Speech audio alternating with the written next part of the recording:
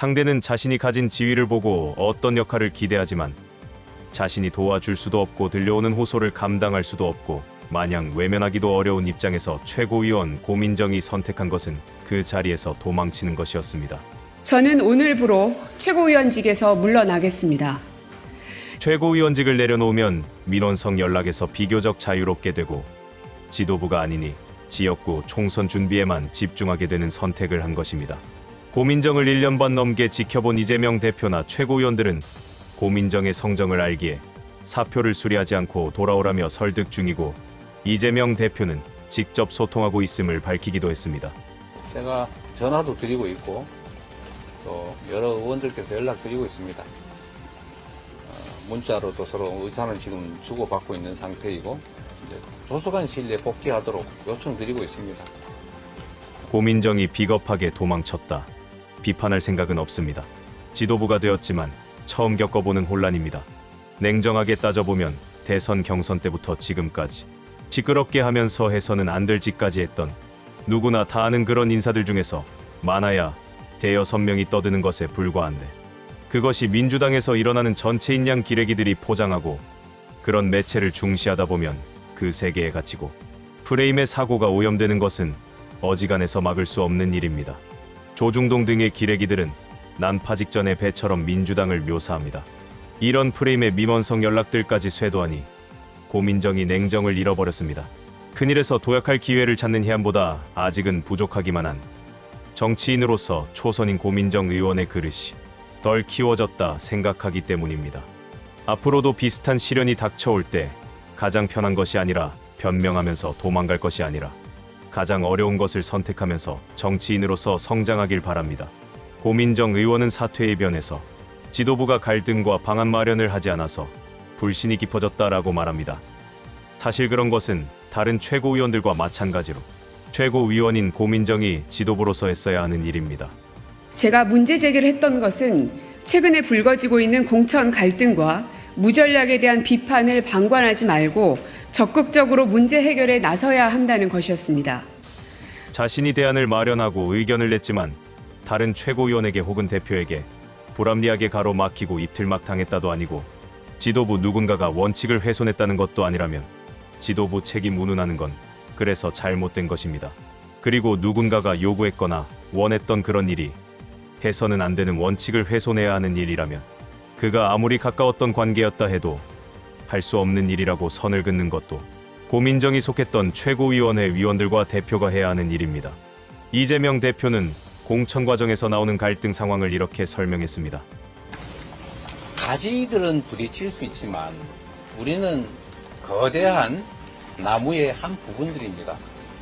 같은 뿌리에서 나왔고 같은 기둥 속에 큰 줄기를 함께합니다. 물론 작은 가지들은 서로 부딪힐 수 있습니다. 개인들의 판단과 우리 당의 판단이 다를 수 있습니다. 또 그 판단의 차이로 인해서 갈등도 있을 수밖에 없고 또 거기서 불이익을 보는 분들은 또는 불이익을 보는 지역들은 아무래도 자신들의 의견을 표출할 수밖에 없을 것입니다. 그러나 다시 말씀드렸던 것처럼 귀하지 않는 사람 없고 귀하지 않는 지역이 없습니다. 열 손가락 깨물어서 안 아픈 손가락 없다는 것처럼 우리 당은 대한민국과 우리 국민과 우리 민주당 그리고 이 민주개혁 세력의 역할을 개혁 세력이 필요한 역할을 해 나가야 합니다. 단 한 명이 지역에서 출마합니다. 빛이 있으면 어둠이 있고 누군가 이익을 보면 누군가는 손해를 봐야 합니다. 정치인들에게 공천은 전부라 할 수 있고 자리보다 지원자가 많은 상황에서 누군가의 뜻이라 해서 갈등이 없어진다면 대한민국 정당이 아니라 북한의 공산당입니다. 공천 원칙을 지키는 것은 그래서 가장 중요합니다. 공관위를 흔들어 특정 누군가의 불만을 해소하는 것이 아니라 공천 심사가 흔들리지 않도록 지켜주는 것이 지도부의 역할입니다. 고민정 최고위원은 숲을 보지 못하고 흔들리는 나뭇가지만 보다가 지도부로서 평정심을 잃었습니다.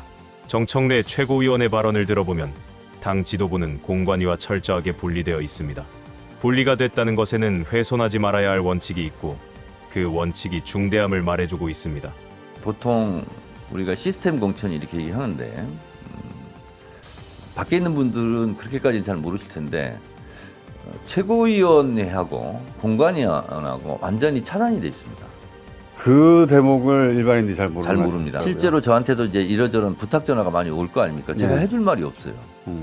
그래서 공관위하고 벽이 있다면서요? 확실하게 있습니다. 대표나 최고위원회가 힘으로 벽을 깨부수고 공관위를 사실상 무력화시키는 것을 못해서 안 하는 것이 아니겠지요. 공천 결과의 불만들을 해소하려면 결과를 뒤집어야 가능합니다.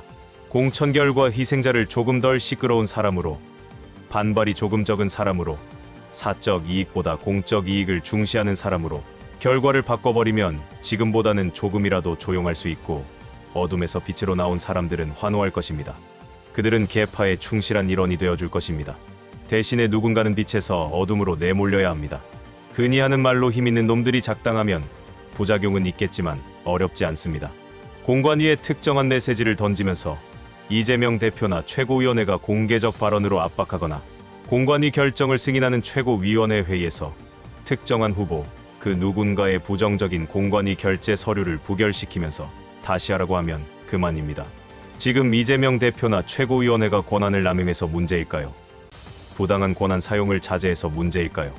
불만을 표하는 분들이나 당을 떠나는 분들이 그토록 말하고 있는 이재명 사당화, 그걸 이재명 대표나 최고위원회가 안 하는 것인데 자신들을 합리화시키면서 명분을 만들려다 보니 그렇게 말할 수밖에 없는 것입니다.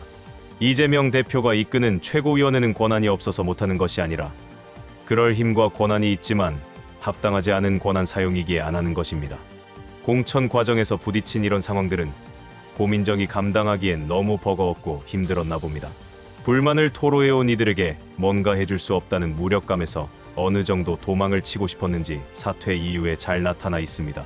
뽑아준 당원들의 뜻도 아니고 당에서 어떤 책임을 묻고 책임을 지기 위해서도 아니고 자신이 최고위에 불참하자 당의 중진 의원의 입에서 그럴 거면 사퇴해라, 그렇게 말이 나와서 사퇴한다는 것이었습니다. 최고위원회에서 물러나라는 답이었습니다. 민주당 중진 의원님의 공개적인 답변이어서 무겁게 듣지 않을 수 없었습니다.